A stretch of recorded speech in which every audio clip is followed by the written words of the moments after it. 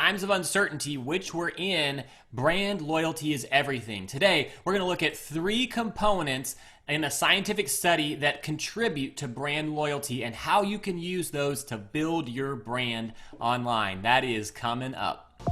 Welcome to the Bite Size Marketing Hack Podcast, where you get the confidence to hack your marketing 5 minutes at a time.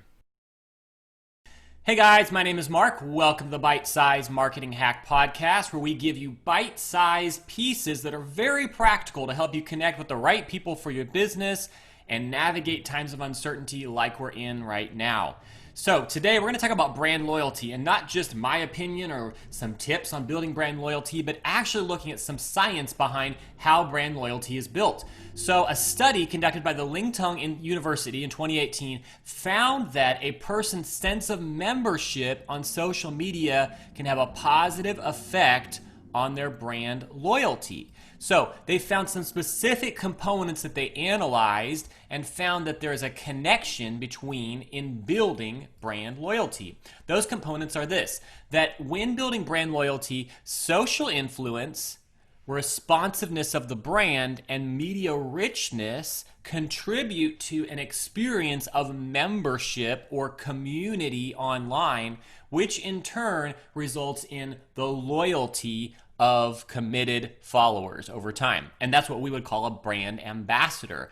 And so, of course, you want to have these that are brand loyal to you, because along is going to come challenge and potential uncertain times economically, or even just new competition in the market. And you want to have those that are committed to your brand even when things change.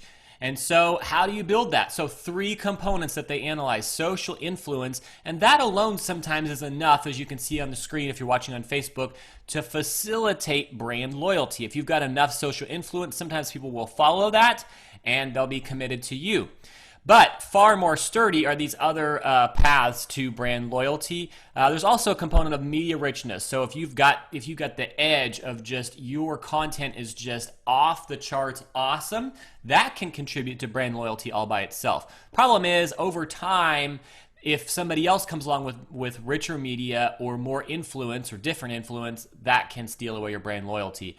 This path in the middle, this study showed, is a more durable path to brand loyalty.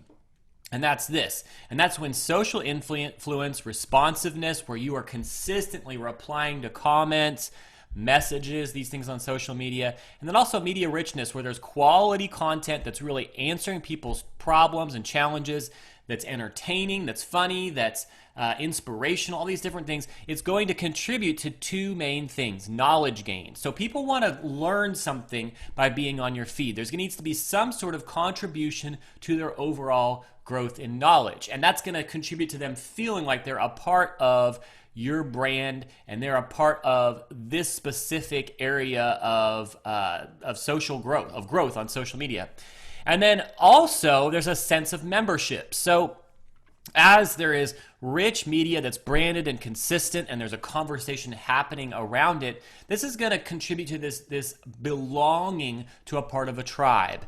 And so your consistency and clarity of your message is going to contribute to a sense of belonging to a tribe, that your brand colors are consistent, your messaging is consistent, the kind of content that's inspirational, they know that this is the kind of funny content that's going to keep coming out from you, or the kind of knowledge that they're going to gain from you. All of these things contribute to membership as a part of the tribe and keep people coming back, expecting to get the same kind of content and same kind of experience with your brand.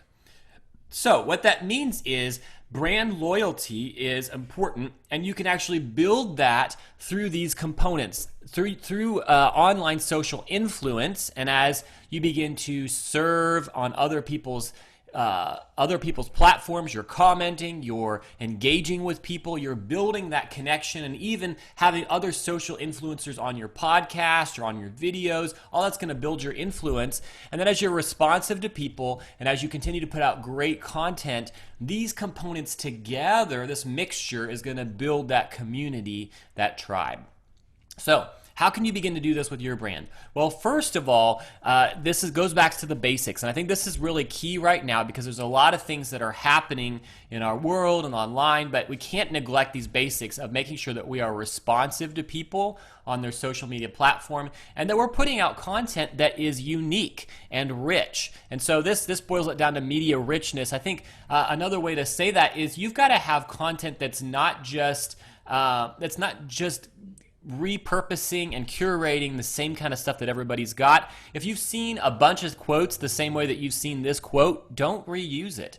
And I would even go so far as to say when you find content to curate, to repurpose, if it doesn't spark this kind of like yes inside of you, and you'll know it when you feel it, then don't repost that. If you're just trying to fill a slot and you just think, yeah, that's a good quote, somebody else will probably like it, but you don't actually get excited about it, don't reuse it.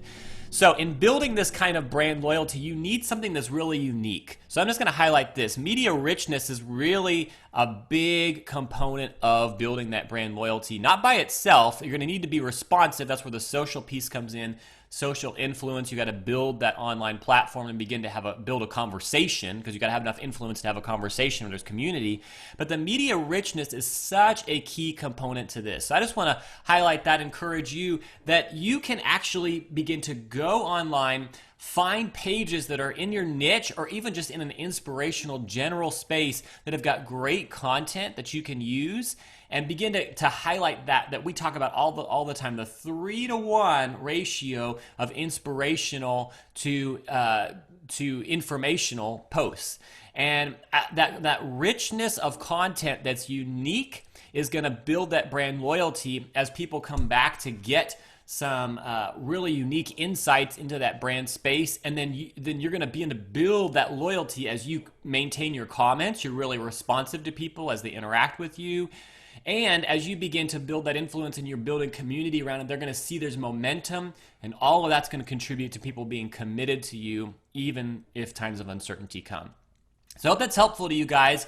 And I would encourage you that if you feel like this is unattainable for you, consistency is key. And oftentimes it takes, this study also showed, around 8 or 9 months before you're going to start to get some of that momentum going. So if you give up after even 4 or 6 months because you don't seem to see that momentum happening, you may have given up too soon. Make sure that you stick it out to the point where you've actually got some of that momentum going. And don't put up content that you don't enjoy and get excited about yourself. Because if you're not excited about it, I can guarantee that your audience is not going to be excited about it. And then they're not going to be a part of that tribe. They're going to go find a tribe that's unique and is representing something online that they actually want to represent in themselves and be a part of. So I hope that's helpful, guys. And I will see you guys next time. Thanks for joining us. Be sure to rate, review, and subscribe. And visit us at bitesizemarketinghacks.com for more resources and episodes